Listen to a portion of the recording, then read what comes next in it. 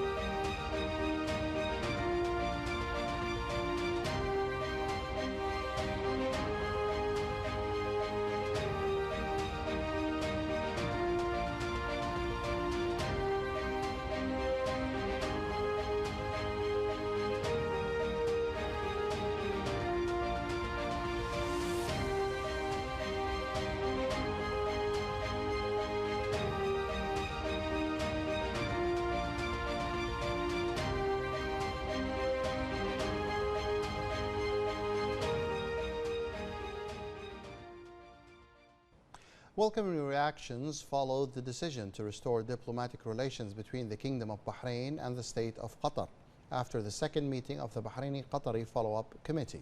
The Saudi Ministry of Foreign Affairs expressed the Kingdom's welcome of the decision to restore diplomatic relations between Bahrain and Qatar.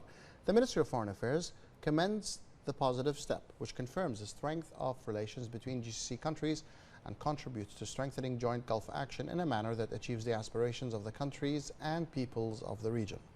The United Arab Emirates also welcomed the return of Bahraini-Qatari diplomatic relations, and His Highness Sheikh Abdullah bin Zayed Al Nahyan, Minister of Foreign Affairs and International Cooperation in the UAE, said the decision is an important step towards supporting the process of joint Gulf action in order to create a brighter future for the GCC states in a manner that benefits both countries and serves their common interests.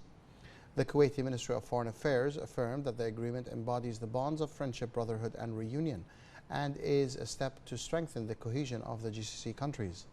The Sultanate of Oman also welcomed the Bahraini-Qatari agreement regarding the restoration of diplomatic relations between them, stressing that this step supports and enhances cooperation between brotherly countries and joint Gulf action for the benefit of all in the region. Jordan's Ministry of Foreign Affairs and Expatriates welcomed the agreement to restore diplomatic ties between Bahrain and Qatar. The ministry stressed the importance of the agreement in efforts to enhance cooperation between Arab countries in a manner that serves common Arab interests. Egypt also welcomed the resumption of diplomatic ties between Bahrain and Qatar. The statement issued by the Ministry of Foreign Affairs affirmed Egypt's support to all efforts aimed at consolidating relations between Arab states and overcoming mutual challenges.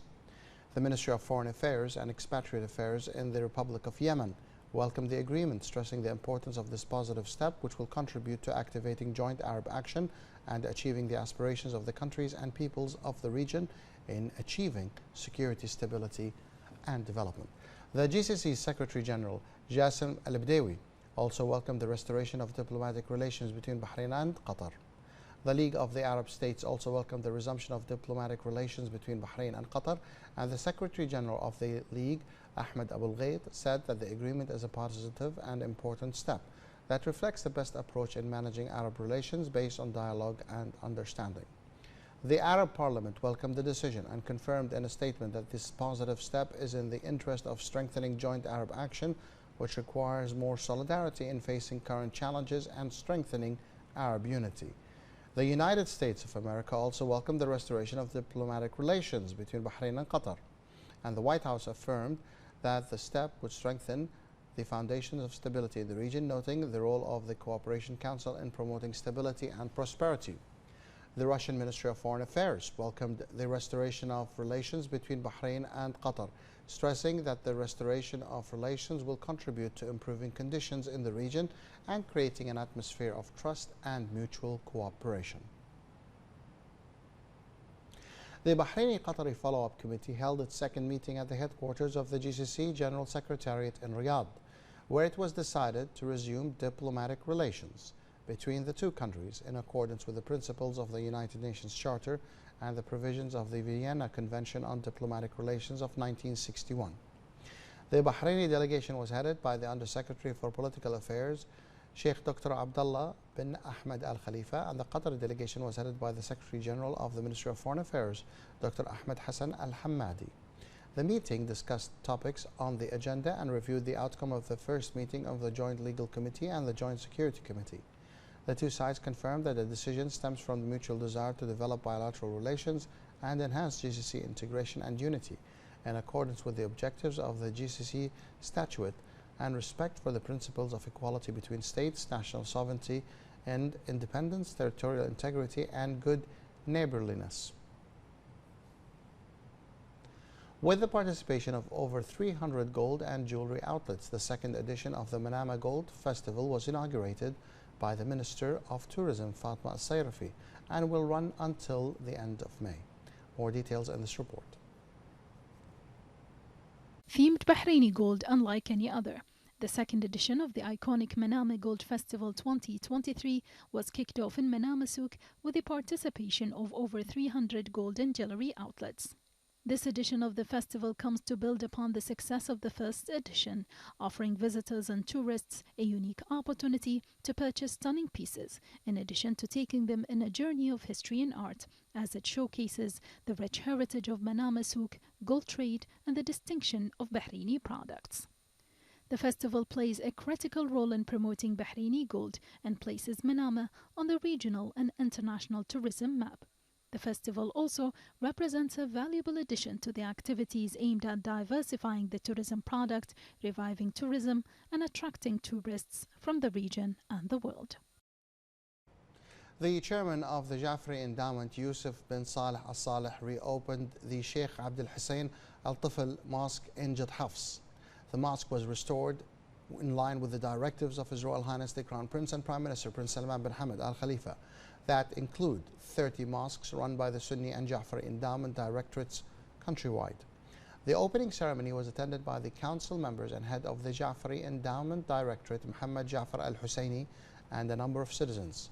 The three-story mosque, which has a capacity of 450 worshippers, includes a prayer hall for men and another for women, in addition to other integrated service facilities.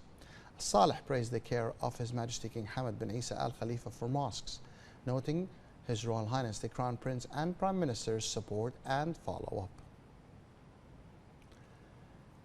The Imam of Ahmed Al Fatih Islamic Center Mosque, Sheikh Adnan bin Abdullah Al Qattan, called for diligence and supplication in the last 10 days of the blessed month of Ramadan. During the Friday prayer sermon, the Imam explained the virtues of the last 10 days of Ramadan, especially since it includes Laylat al-Qadr, which is considered better than 1,000 months. The social insurance organization has affirmed its commitment to support home-based entrepreneurs who benefit from the Khutwa program for home projects by making it possible for them to benefit from the social insurance system in accordance with the provisions of Cabinet Resolution 39 of 2014 by applying the insurance to the self-employed persons and employers' branches. The aim is to pave the way for them to benefit from insurance coverage while continuing to work and practice their home-based production activity. Cabinet Resolution 39 of 2010 on regulating the practice of productive activity from home stipulates that the registration in the producer's register remains valid for 1 year and from the date of issuance. The registration application may be renewed annually at the request of the owner of the productive activity.